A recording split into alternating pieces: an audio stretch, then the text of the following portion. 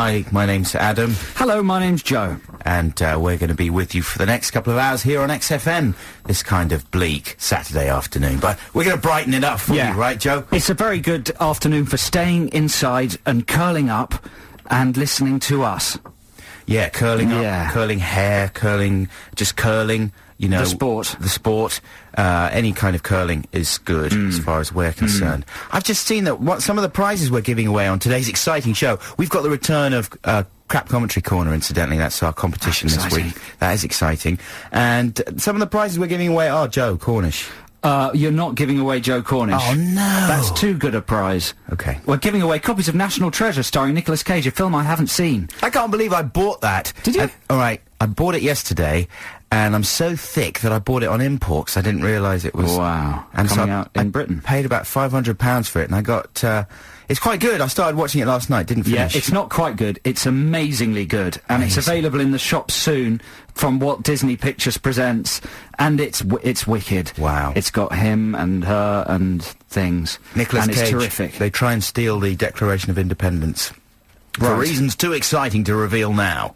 There we go. So we got those to give away. We're not sure which competition to give away. And plus we got a copy of, for some bizarre reason, Todd Browning's Freaks, which may just be some sort of subtle message from...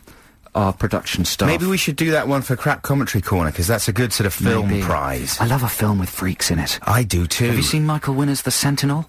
Yeah. The gates of hell are guarded by freaks. Are they real freaks in that one? Oh, they're real freaks, yes they are. We talked about this before, didn't we? And did we establish whether it's okay to call them freaks? No, I don't know. Is there a better word to use? I don't know. If you are a freak... Could you phone us? You're insulted. Give us a call. Let us know if you're offended by being called a freak. And, I was going to say something else, but I can't remember what. Well, we got terrific music coming up, Adam, haven't we? Oh, We've got music from Gorillaz, Kings of Leon, Radiohead, Razorlight, Bravery, Baby Shambles, Idlewild. That's just the first hour. Wow. And we're going to have some, as well as those competitions, some amazing topics of conversation to do with the week's pop culture and that sort of thing. So stay tuned, basically.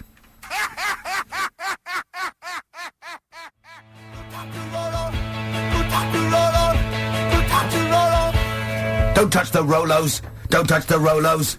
Don't touch the Rolos! That's I'm glad someone's made a song about that, because people are always nicking my Rolos. Hate it. Who was that? That was the Kings of Leon. Well done, Kings of Leon. I really like the Kings of Leon. And before that you heard Gorillaz. I really like Gorillaz. With Feel Good Incorporated, the Kings of Leon track was taken from their album, Aha Shake Heartbreak, and it was called King of the Rodeo. That's all the info. Well done, well done. Listen, I've got Saturday's a very popular shopping day. Many people listening have just come back from the shops, or be going to the shops, or maybe be on their way to the shops. That's a good factoid. Don't worry, it's going somewhere. Is it? Yeah. I was happy with that. So what's new in the shops? The main thing new in the shops is chip and pin.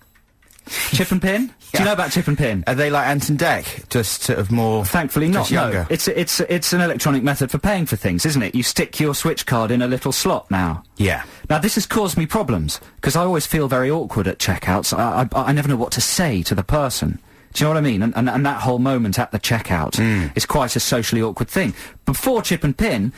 there was plenty to do. There was swipe the card, rip the piece of paper off, pass the pen, find the pen, sign it with the pen, put the thing in the bag. There was plenty to be going on with to occupy you and the stranger that you're doing the transaction with. With chip and pin, it's just 2 minutes of silence. Awkward silence, and they stare around and chat to their workmates. Yeah, you just stick it in the thing and then you wait. They say, do you know your PIN? All that, well, they don't even usually do that. Now that everyone's learned how to do it, they don't even have to explain it anymore. Now all they have to do is stick the thing in the bag, and then you just sit there staring at each other. It's quick though, isn't it? Not quick enough, because of the time spent staring at the person. Well, you could chat, you could say, what's it like working here? Well, you don't always want to do that. Do you not empathise? Maybe someone out there empathises with it. It's made shopping slightly more awkward, incrementally more awkward. Well, it'd be nice to speak to a sales assistant whose job has been made hell by the awkward moments. Of chip and pin? Yeah, caused by the chip and the pin. Well, there we go. If there's anything you hear on today's show that you'd like to talk about Watchdog style, you can call 0871 222 1049 or text us on 83XFM. You can email us, adamandjoe@xfm.co.uk as well.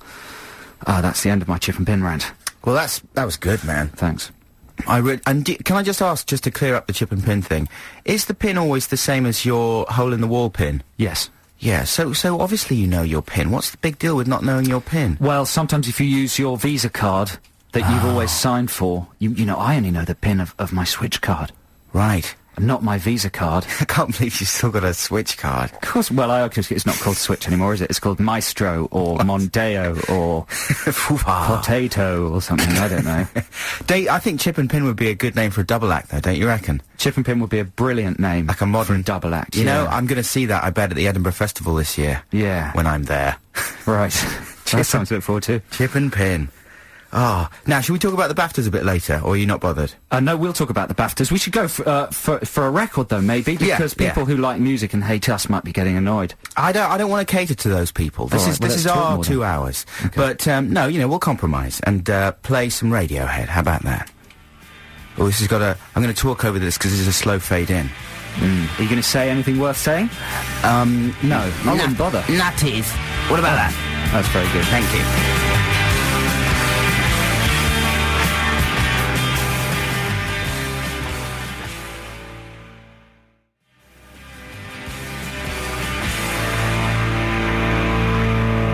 It's the Mighty Heed with Black Star. That was taken, of course, from an album called The Bends, which is really good. You should check it out. This is Adam and Joe on XFM.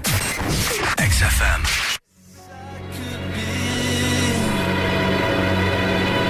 The extraordinary vocal stylings of Razorlight. With Somewhere Else before that, you heard Green Day with Boulevard of Broken Dreams. It's Adam and Joe here on XFM, and it's competition time.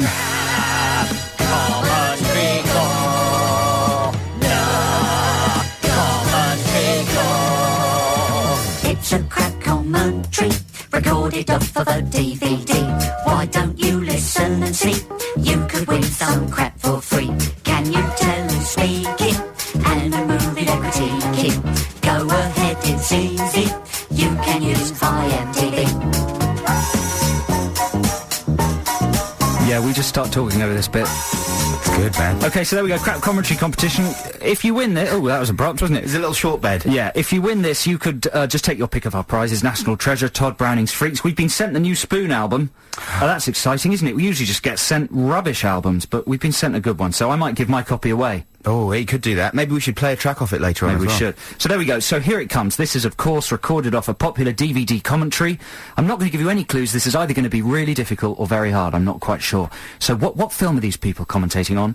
And who are they? There's a director and a couple of stars. Can you name them? The number, of course, is 0871 222 1049. There's 2 clips. Let's listen to the first one. You're just in time. We're just starting here. Oh, good. Yeah.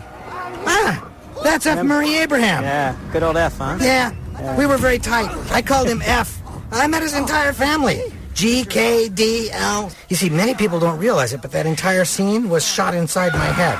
It was very painful getting all the camera and sound equipment in there, but it was well worth the effort. Well... Is that really easy? I would say it's quite easy. That's a pretty recognisable voice, that one. 0871 222 1049. Here's the second clip. Okay. Are you ready for this? Let me line it up for you. It's got to be... Well, I won't say anything. Don't say anything. I don't know who it is. I'm just guessing, but I won't guess. Well, you've got to get it right. You've got to name... Well, ideally, you'd name the director and which 2 stars are speaking. I think I could do it. Yeah, okay, let's see the second one. All right. You see, watch this scene. This is one for the Academy voters. See, I'm thinking these scenes right here.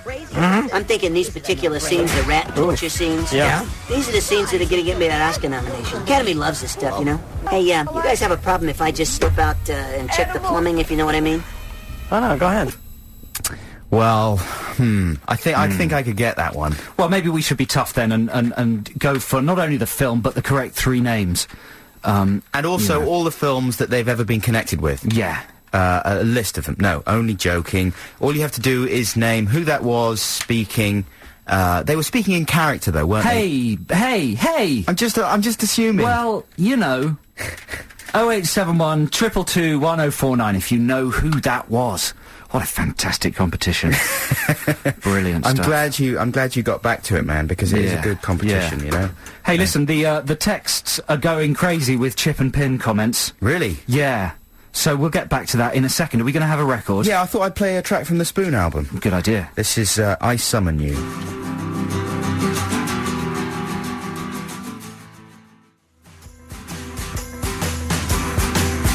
A Spoon with I Summon You from their new album, Gimme Fiction. This is Adam and Joe on XFM. Is nobody getting this right, then? Apparently, people are having a tough time with that one. I thought that was easy. Shall we give them a clip? Well, let's play another clip. Okay, well, shall we play the first one again, or have you got a different clip altogether? No, I've only got two. Only got two. Okay, we'll play the first one again. Here's another chance. So can I just say, if you know this, 0871 222 1049, you could well just swan straight through and win. There could you well be swanning. Listen. You're just in time. We're just starting here. Oh, good. Yeah. Ah, that's F. Murray Abraham. Yeah. Good old F, huh? Yeah, we were very tight. I called him F. I met his entire family. G, K, D, L. You see, many people don't realize it, but that entire scene was shot inside my head. It was very painful getting all the camera and sound equipment in there, but it was well worth the effort. Speaking of painful, but well worth the effort, that must have been a tough commentary to sit through. Yes, indeed. If those were the best bits. Yeah, those were the best bits. It's sort of corny humour. That could give you a clue. And it's non-human people on that commentary. That's another clue. 0871 222 1049. Get calling. XFM.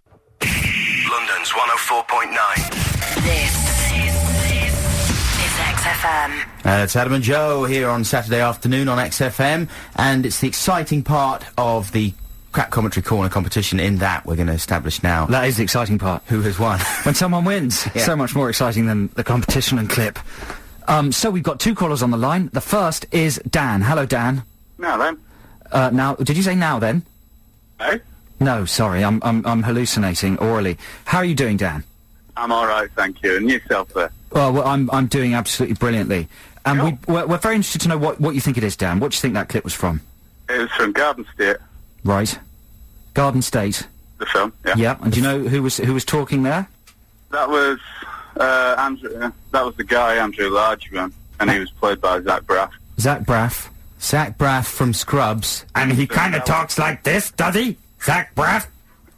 Does he kind of talk like this? Like a kind of this? Like a kind of puppet? Is Garden State a puppet film? Is it? Not that I'm aware. No, Dan, you've been bad. You've been hurt yourself. That's a good wrong answer. We love a good wrong answer. That's such a good wrong answer. Do you want a copy of National Treasure? Oh, no, actually. No. God, no. Well done, sir. Thank you, Dan. Well done, Dan. Very You're good to speak to you. Very clever man in new and original ways. Can I just ask you finally, Dan, before we leave you, did you enjoy Garden State? It rocked. Okay, you're insane. Thanks so much for calling in, though, Dan. That was really enlightening. And we've got Gary on the line. Let's see if Gary's done any better with this one. Hey, Gary, how you doing? How you doing? I'm fine, thanks. Good, good. Now, who do you think was speaking in the clip we played earlier? Speaking, I think it was Gonzo and Rizzo the Rat. Yeah. What film do you think they were talking about? Muppets from Space. Yes. Yeah. You are correct, Gary. Have you seen Muppets from Space? I've got it on DVD. Yeah, but have you seen Muppets from Space? We've all got DVDs. Have you watched it, though? Yeah. Yeah. No, I should say my wife's got it, really, than me. Right. That's the old low. one, you know. It's not mine. It's What's her excuse? She's sad. Yeah. She must be. She married me. You know what? I was excited about Gary. Muppets from Space. I remember thinking, this is going to be the one. And it started off quite well, but then just didn't really go anywhere. Yeah, it's for kids. Muppets Christmas Carol is a good film. Muppets Christmas Carol is the classic Muppet movie, don't you reckon? I wouldn't say it was a good film. Come on, Joe Cornish. But it's certainly more entertaining than Muppets from Space. It's the only decent film Michael Caine's ever done. Well, yes, good point, Gary. I agree with that. Well, congratulations, Gary. What would you like, Freaks or National Treasure? I'll have the National Treasure, please. There we go. Congratulations. Thanks for calling. Thanks for listening, Gary. That's the crap commentary competition for this week. Good job. Thank you very much for your calls, Dan and Gary. Hey, and you know, I should tell you that the director... Get this. What? You ready for this? Oh, yeah, who was the director? Tim Hill. Timmy Hill. Yeah. The big Tim Hill. The Timster. I thought it was, you know, Frank Oz's son. He's involved, but he's only doing the voices. I'm sure the wizard. Directing puppets. He's had enough of it. I would imagine. Yeah, fair enough. There you go. Well, this is Adam and Joe, and this is The Bravery.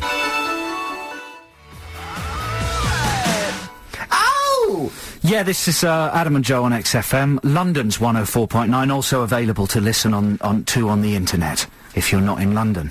Or on your television. You can sit there in front of a blank screen. Brilliant. And watch it. I can't remember what channel it's on. Do you remember, Lila? On digital TV? What channel XFM is? Oh, come on. Sky 864 NTL 293. Brilliant stuff. There we go.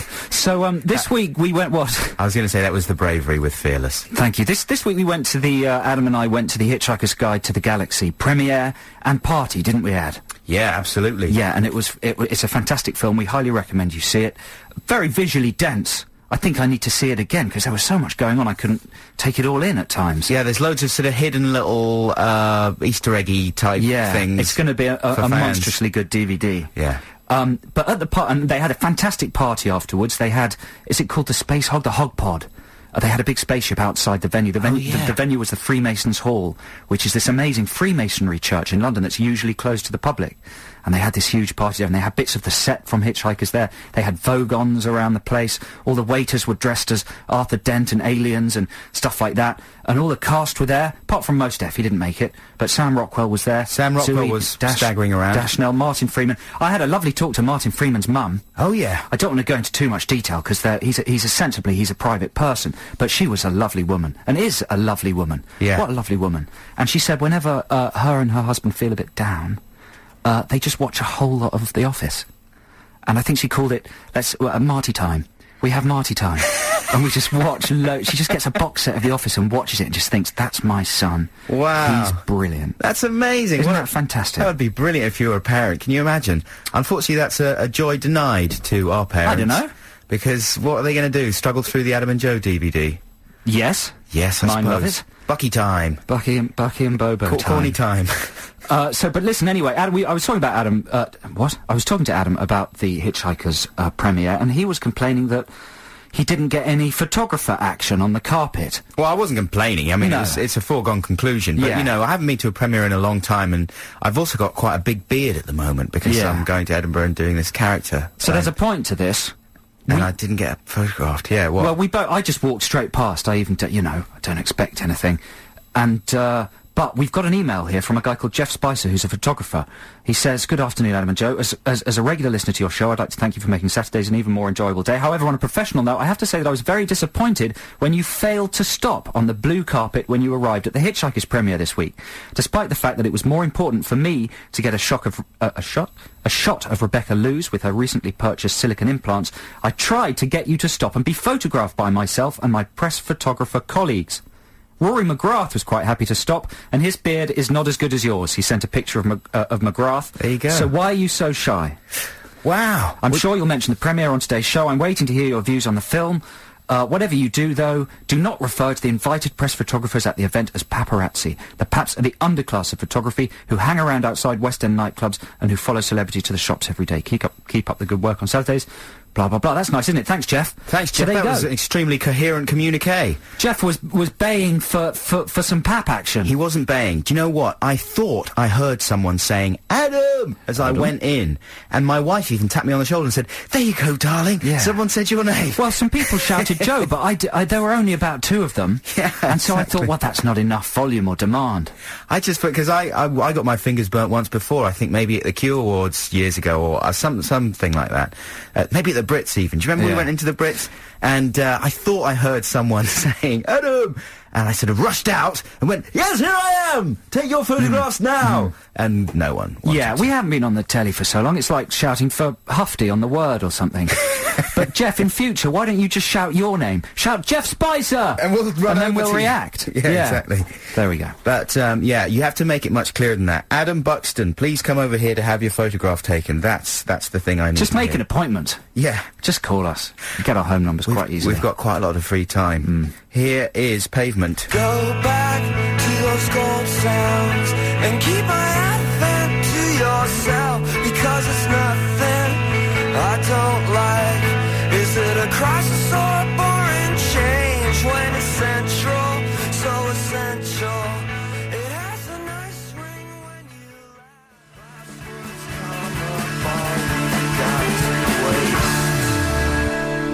Oh, it's fantastic. That's Gold Sounds from Pavement's album, Crooked Rain, Crooked Rain. This is Adam and Joe on XFM. Stick with us. We'll be back very shortly. XFM.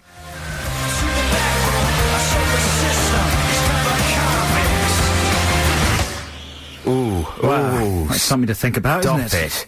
You're blowing my mind. That's Kasabian with Cut Off, and before that you heard Banquet by The Block Party. Hey, can I read a quick email, Adam? Wish you would. Hi, Adam and Joe. Just listening to the show, and you mentioned your DVD. Is there one of the TV show? Because I've tried to find it and couldn't. Used to love the show. Still vividly remember being in hysterics over that Swizzle Sticks game show spoof.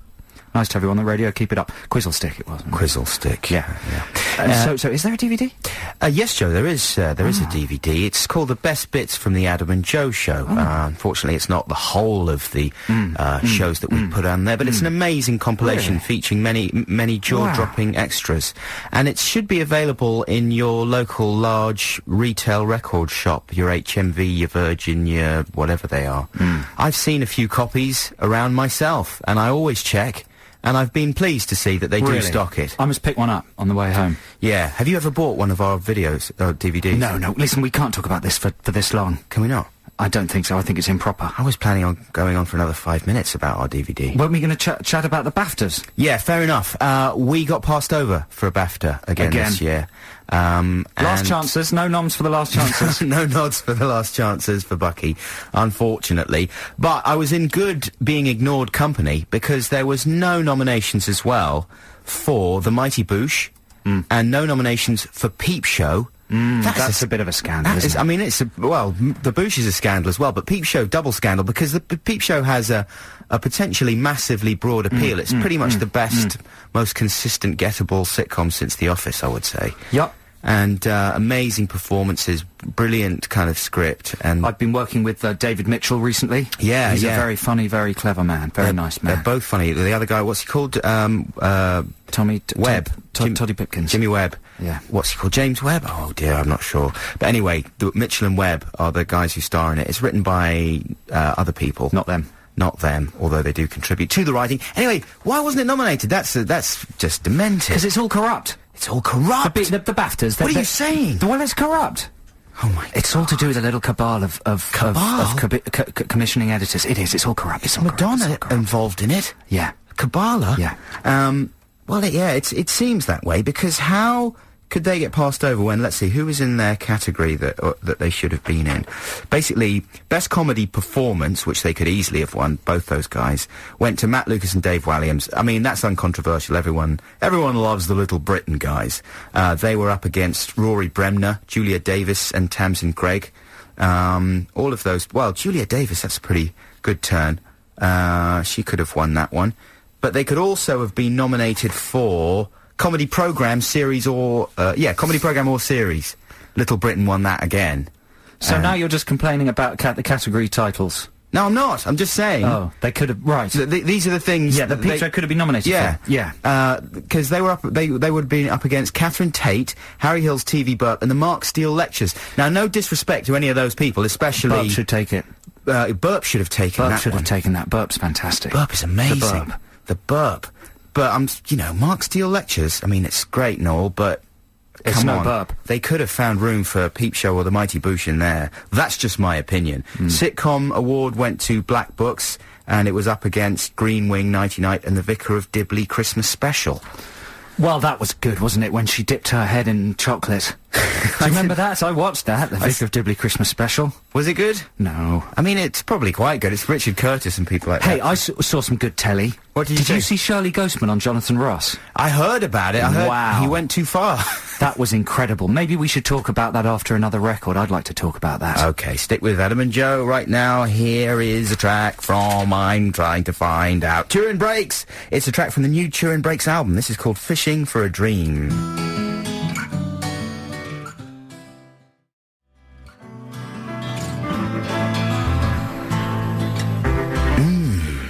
Balmy. That was very nice indeed. That was Turin Breaks and Fishing for a Dream. Fishing for a Dream. So, this is Adam and Joe on XFM. Shirley Ghostman on Jonathan Ross. I know it was on, I think it was the week before last, wasn't it? Or, the Friday before last. Yeah. I don't know if anybody out there saw it. Sure they did. If you didn't, Shirley Ghostman is a sort of spoof psychic character created by the very talented Mark Wotton. And he appeared on Jonathan Ross's chat show. The two other guests on the chat show were Nicole Kidman and David Schwimmer. Oh, yeah. So it was an unusual fit. A-list. For an unknown BBC Three comedian who, whether he's good or bad, is unknown by the general public. He's also... By the massive general... I mean, the massive general public. Yeah. Certainly unknown by the studio audience. Sure. And it was an incredible bit of car crash telly. And, you know, if there's any justice, it'll pop up in top 10 cringeworthy TV moments for eternity.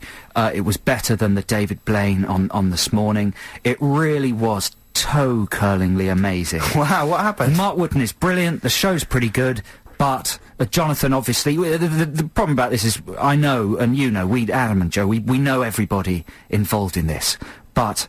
I need to tip my hat to them because it was the worst, most incredible thing I've ever seen. Poor old Mark Wootton just died. And he took Kidman and Schwimmer down with him. And there's an amazing sort of unstated sort of understanding when American stars go on British shows to pretend that they know everybody. Yeah. You know, like Will Smith was on Ant and Dec that same night.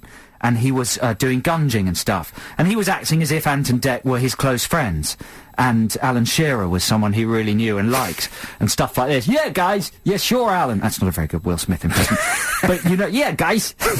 But you know what I mean? Okay, Ant and Dec! There's this sort of unspoken sort of, thing that they're all friends. And Mark Wootton's appearance on the Jonathan Ross show really gave the lie to that, because he made some very anti-Semitic comments.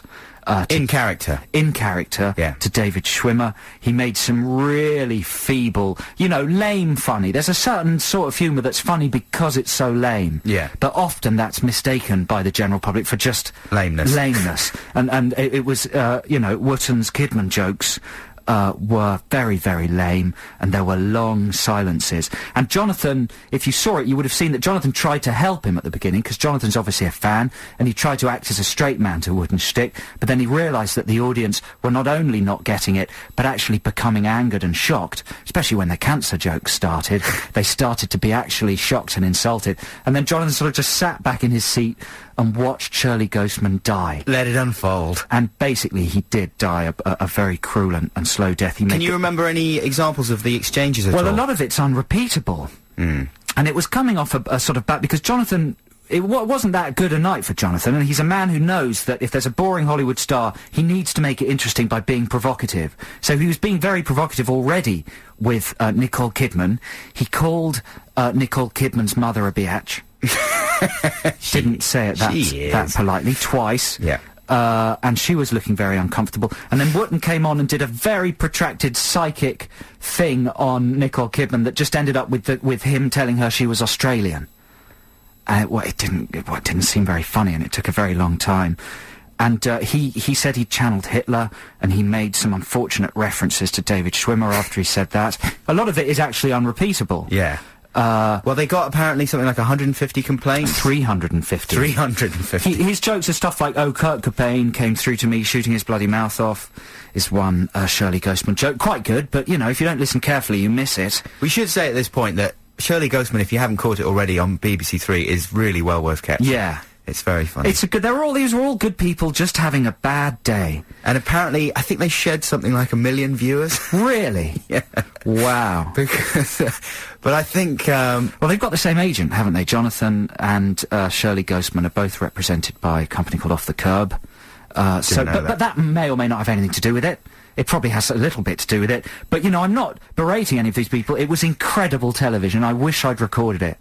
It was the most exciting thing I've seen in years. Well, let's start a campaign right now to get Shirley Ghostman back on Friday Night with Jonathan Ross. Let's just get that episode of Friday Night on Jonathan Ross released on DVD.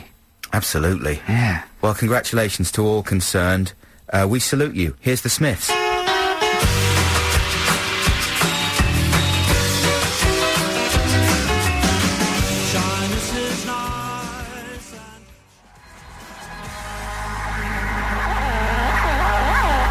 Kind of a retro sound there. That's the Caesars with Jerk It Out. Coming up in a sec, we're going to be playing the new Coldplay single. I haven't heard that yet. Does that excite you, Adam Buxton? Yes, it does. They're the biggest band in the world, and I want to hear what they've come up with. Are you being sincere? Well, I just heard Christian O'Connell doing a trail for Bounty Hunter, where he referred to them as the biggest band in the world. I thought the biggest band in the world title was held by U2 at the moment.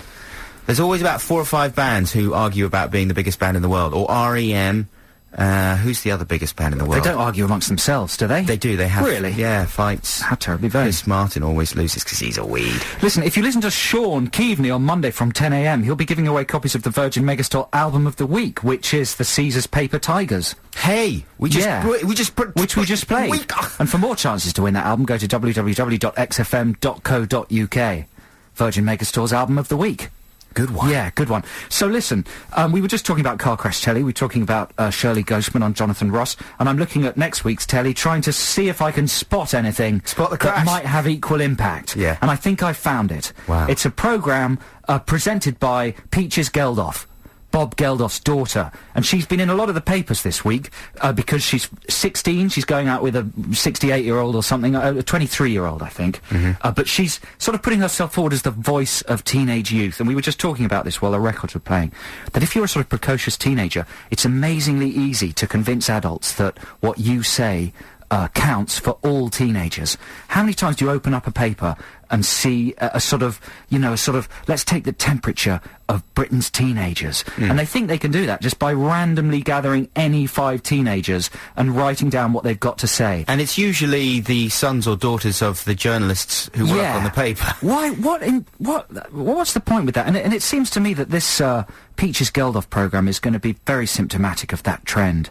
She's going to tell us all about what teenagers think about, how much sex they have, whether they take drugs, what they think of politics and music, and I think Peach's opinions will count for everybody in the country between the ages of 13 and 19. Well, she might be extra precocious, because usually if you listen to the opinions of most teenagers, all you get are the opinions of their parents, generally, in a kind of twisted, insane form. Or maybe they're all sorts of different opinions in teenagers. Maybe, maybe they're all quite different. I don't believe they are. I think they're all the same. They're all the same. They're all the same. They're all having sex at 13, taking drugs, disillusioned with politics. They all like Pete Doherty or Doherty, and they all think it's a good idea to misbehave. They're all like Peaches Geldof. She's a columnist for Elle Girl. Is she? Her latest assignment is to investigate the modern teenage state.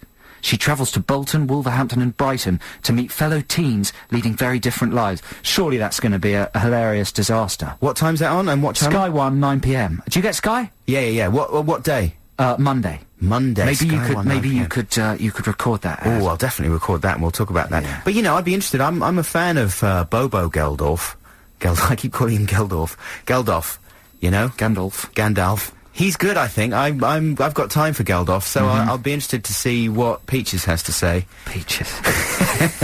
You can't... Let's not mock Peaches, because she's a teenager and unsteady. Well, you wait, world, man. Probably. Trixie Bell's going to be talking... Oh, no, Trixie Bell is her second Peaches name? is the eldest one. I don't know. No, she's called Honeysuckle, Frou, La La. No, it's Pixie. Pixie? I don't know. Let's not mock their names. That's too easy. That's too easy, isn't it? Coming up in a bit, we got Ditties in the Dock. This week, shall we tell them what the theme is? Yeah. It's a Prince play-off. Prince off. A Prince off. A little purple ponce off. Oh, dirty. And, can I just blow our own trumpets again a little bit more? Go on. I was just so excited, man. I was watching Ant and Dec's Saturday Night Takeaway last weekend. Yeah. And, they had an item about football on it. And behind it, as a bed, was playing Adam and Joe's Footy song. No. The Footy song. Ball, footy. The highest rated programme on television. Yeah, football. And here's another thing. We'll get 60p for that. Can you confirm to me, I was watching this programme about, most excruciating children's TV moments ever or something. There seem to have been about 100 of those programmes. Anyway, they managed to find a couple of new ones, new little bits. I think it was on Channel 5 maybe last weekend or the one before. And there was one with, who was the band? It wasn't Matt Bianco. Or maybe it was Matt. No, it wasn't. It was Peter Andre. Right. Someone phoned in Peter Andre, and I'm almost certain it was our friend Zach. You didn't watch that show? No. Does Zach listen to this programme? Possibly. Well, Zach, if you're listening, can you phone up and confirm? Because Zach used to do quite a few demented... And they used that clip on this clip show. Yeah, I'm sure. He sort of said... He just phoned in and said, Peter Andre, why are you such a loser sellout? Or Man, something. we're coming back. Maybe we're coming back. Maybe it's time for the comeback. Wow. Oh.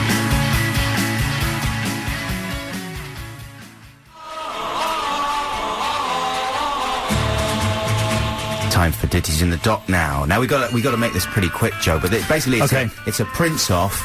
Yeah, it's a Prince off, the Little Purple Ponce. We're gonna pitch two of his tracks against each other. Shall I just go straight in there with my choice? Yeah, why not? My choice is Let's Go Crazy. It's from the Purple Rain album. Purple Rain, one of my favourite 80s films. Fantastic film, full of great music, and this is one of the most brilliant tracks on it. It's got terrific lyrics. What an amazing introduction. Dearly beloved, we're gathered here today to get through this thing called life. It's just a classic song, and you can't go wrong with it. And it's brilliant. And it's Let's Go Crazy by Prince. And that's it, that's my pitch. Okay, my song is Sexy Mother... What? Farmer. And basically, I've had to heavily censor this song because it contains the MF swear word in it right the way through. But it's a kind of hip-hop-y funk explosion, which I think did chart. And I can't remember what they did when it was in the charts. Can you remember? How did they censor it? I think they changed the lyrics, didn't they? I can't remember, but yeah, I think they just changed it. Instead of bleeping it, they changed it. Right. Well, what I've done is I've got my son Frank, who's like my personal swearing machine, well, this isn't fair now, is it? Well, you know, it's just a thing. You've embellished the track. I've embellished the track because out of necessity, out of legal necessity, I've had to make amends to the swearing police because otherwise we'd get fired. So it's Sexy MF, the Frank version. Or Let's Go Crazy. Or Let's Go Crazy. That's what you're voting for. Call 0871 222 1049. The person who votes with the deciding vote will win their choice of exciting DVDs. 0871 222 1049 is the number. Now get ready for the cold play.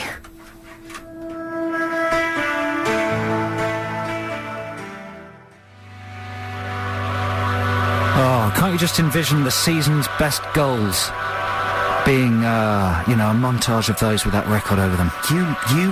You make me sick. Why? Because I'm so insightful. Just cynical. Just, you know, Coldplay wrench their heart out, stick it on a tray for you, and you say, oh, you can just see that on the season's best goals. Well, I'm gonna kill you for what you said, okay? We'll be back with Ditties in the Dock after this. XFM. Yes, this is the closing 11 minutes of the Adam and Joe radio show here on XFM. It's Ditties in the Dock time, and things aren't looking very good for Joe Cornish, because Adam, it's a Prince playoff. I chose Let's Go Crazy. Adam's chosen Sexy MF, and he's replaced the swearing with his child saying cute things.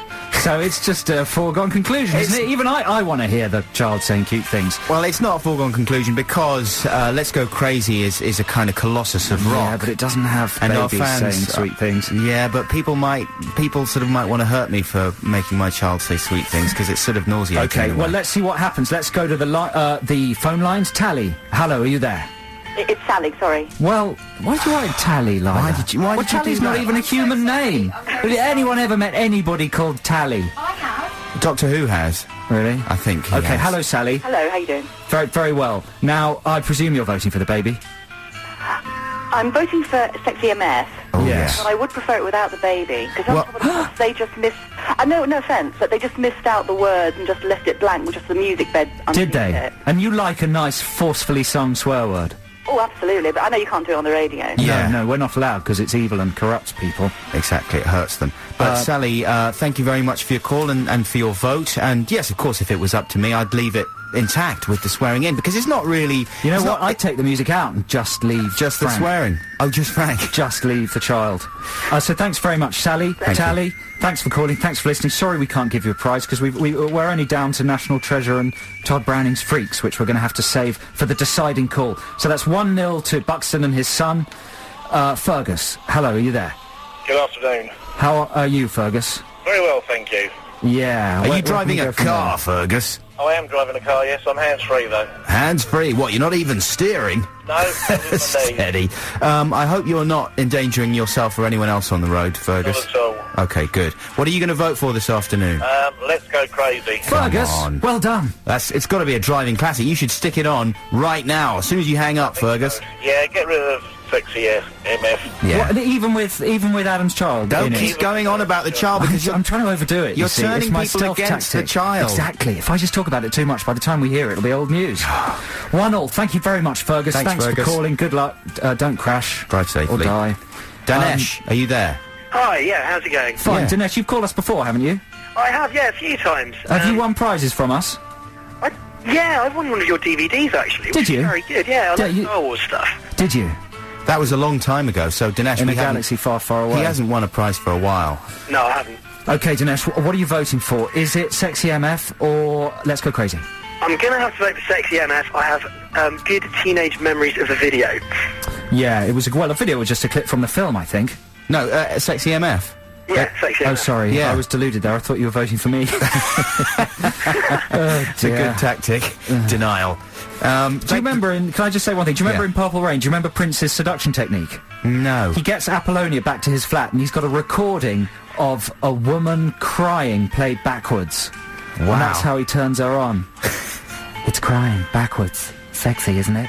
And she says yes. Then he bangs her from behind. Oh, you can't say that. Amanda, is it? Oh, no, we haven't finished with Dinesh. Thank you very much indeed for your call. It's 2-1 for Adam. 2-1 to me. Not looking good for Cornish. Amanda. Hi there. How you doing? I'm very well. How are you? Very good, thank you. What are you up to? I'm actually just about to go into Sainsbury's shopping. How exciting is my life? Are you going to have a chip and pin moment? Oh, yeah, possibly, yeah. You're going to have to think of something to say while you wait for the chip and pin to go through. Amanda, do you ever use the self-checkout at Sainsbury's? Oh, no, they drive me nuts. Do you not find it takes like 5 times as long? Well, you always have to get... Which is exactly why I don't use it. Yeah. Unrecognised item in the bagging area. You have removed your bag. Go there. Every time I've used it, I've just had to call the cashier over. That's another show. That's for next week. So, Amanda, what are you going to vote for? I'm doing Let's Go Crazy. Yes!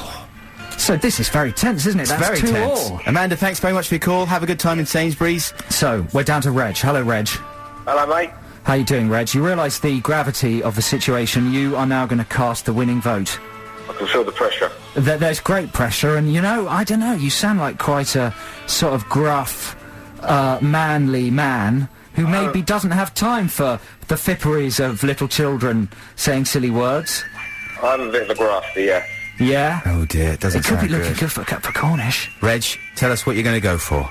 It's got to be Sexy Mother. Oh, yes. Sexy. What did he say? I don't know. We sort of shouted over it. Well, that's very disappointing, Reg. You're not as manly as I thought you were. Reg, you have, however, won some prizes. Congratulations. You're getting a copy of Todd Browning's Freaks, which is a cinema classic, and National Treasure, which is a film with Nicolas Cage in it. And are you excited about that?